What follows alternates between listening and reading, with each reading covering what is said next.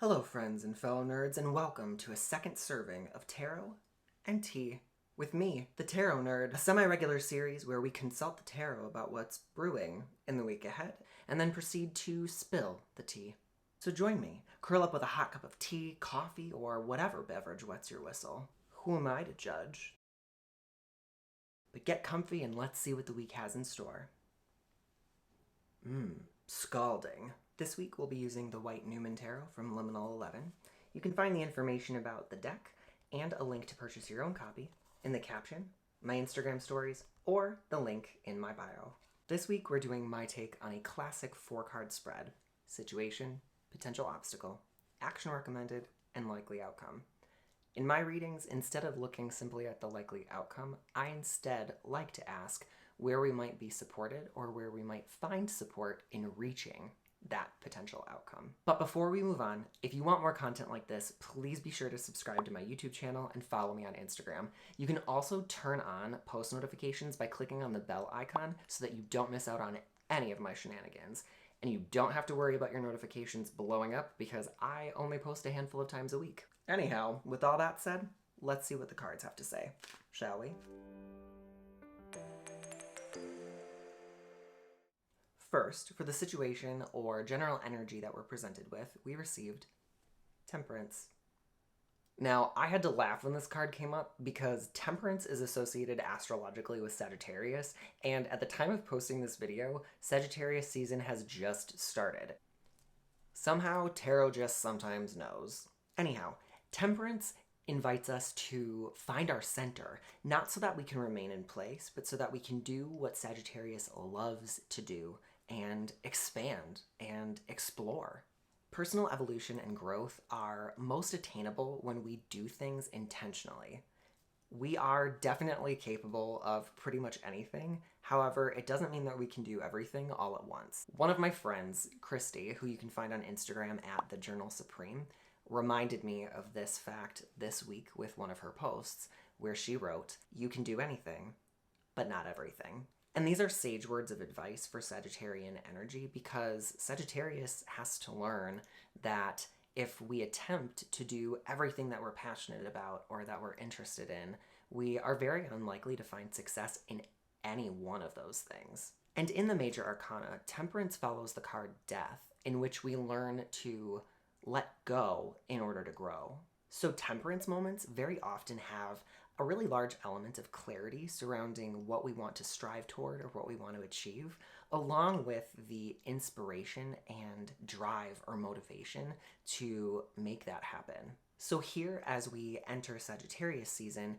Temperance arrives to remind us to not overdo it, go to extremes, or overextend ourselves in the pursuit of our dreams. We're instead asked to find a moderate approach that we can handle so that we can intentionally grow. Remember that very few things in life actually fall into a binary, so whatever situations we're faced with this week are very unlikely to be all or nothing kind of scenarios. Nurturing our boundaries is another important lesson of this season, as is honoring what our bodies and our energetic limits are telling us. It can be really helpful to remember that saying no today does not mean that it's a no forever. So if you need to take a moment of pause or take a step back in order to replenish your energy, give yourself that permission to do so, knowing that that no can turn into a yes later. Second, for the potential obstacle, we see the Star.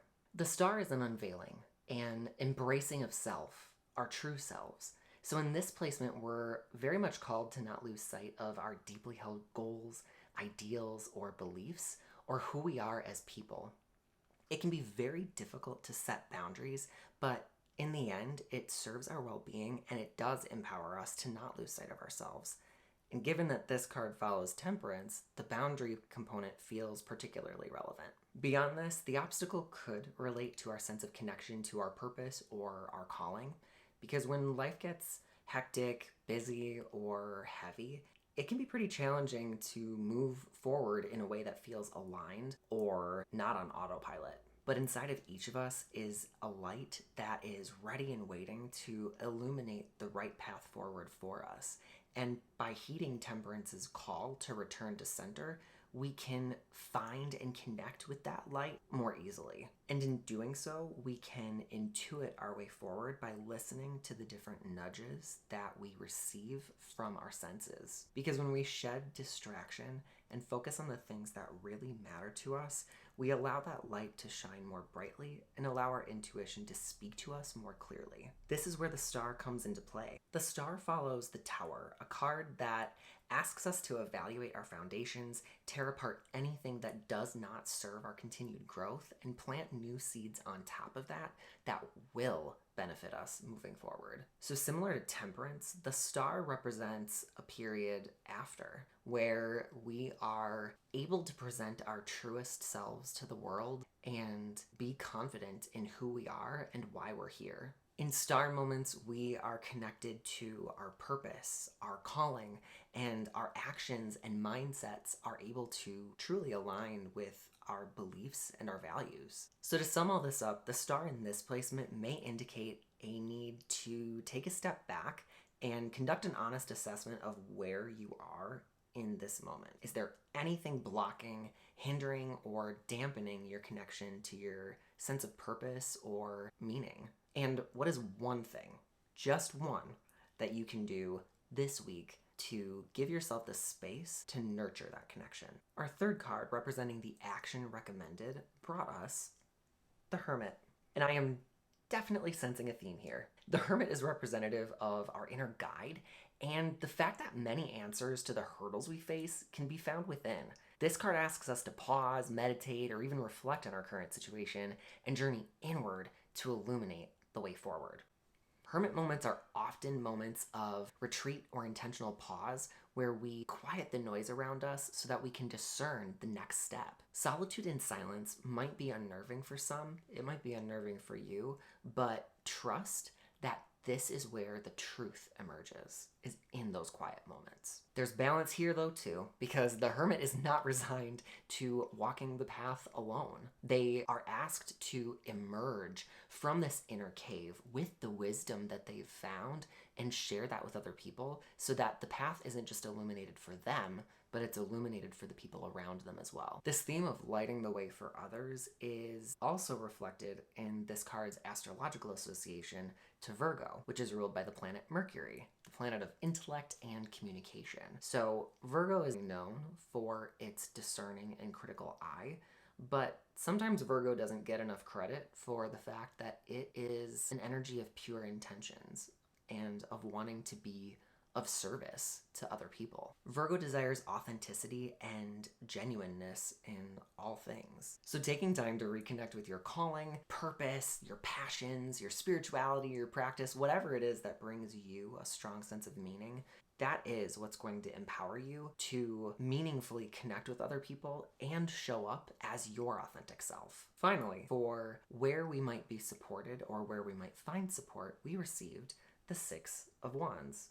And the Six of Wands is associated with Jupiter in Leo. And Jupiter, being the ruling planet of Sagittarius, our current astrological season, we're seeing this season reflected yet again in this reading. Notably, Jupiter is a planet that expands everything it touches and it brings good fortune. With Jupiter in Leo, we see those blessings come when we allow ourselves to show up bravely as who we're meant to be. We're rewarded for allowing ourselves to shine as our authentic selves. And ultimately, I see this piece as the outcome. But then that leaves the question of where will we find support or where are we supported? This card reminds us that we are not traveling our paths alone. There are people along the way that are in our corner and they're celebrating our victories as though they're their own, because they know that you being happy and fulfilled can only benefit everyone else around you. In this card, we're asked to accept success. I think sometimes we might recoil at the thought of being proud of our accomplishments or just being proud of ourselves in general. But why? You've worked hard to get to where you are. It's taken a lot of effort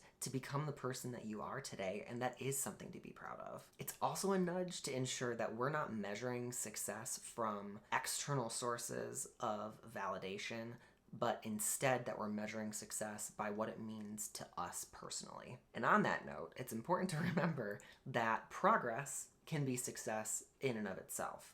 it does not mean that you have to have reached the top of some peak in order to claim success or victory. So this Six of Wands space is sort of a homecoming. I mean, the imagery of this card classically is someone riding with this grand celebration. So in this Six of Wands space, it's your friends and all forms of family, your loved ones, those who know how worthy you are of success. That's where you'll find support. With the balance component threaded throughout this reading, yes, there is a need, potentially, to retreat and do this inner assessment of where we are and how we can better connect with our calling and our purpose. But there also is the flip side of that, to ensure that we are nurturing those connections with the people who are celebrating along with us every step of the way as we progress toward whatever our dream is. So this week, as you return to center, commune with your inner light,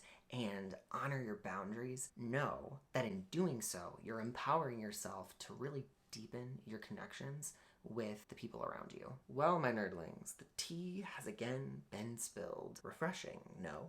I hope these messages help you in the week ahead, and thank you so much for joining me for Tarot and Tea. If you liked this video, feel free to give this video a like. You can subscribe to my channel on YouTube, follow me on Instagram, TikTok, all the things. They're linked in the caption below or in the link in my bio. And I would love to hear from you in the comments. What sort of meditative or relaxing practices do you have to maintain or return to a sense of balance? And what were your thoughts on the combinations of the cards? Did anything surprise you? Did anything relate to your personal tarot readings? Thank you again for joining me. I hope you have a wonderful week, and until next time, my nerdlings, toodaloo.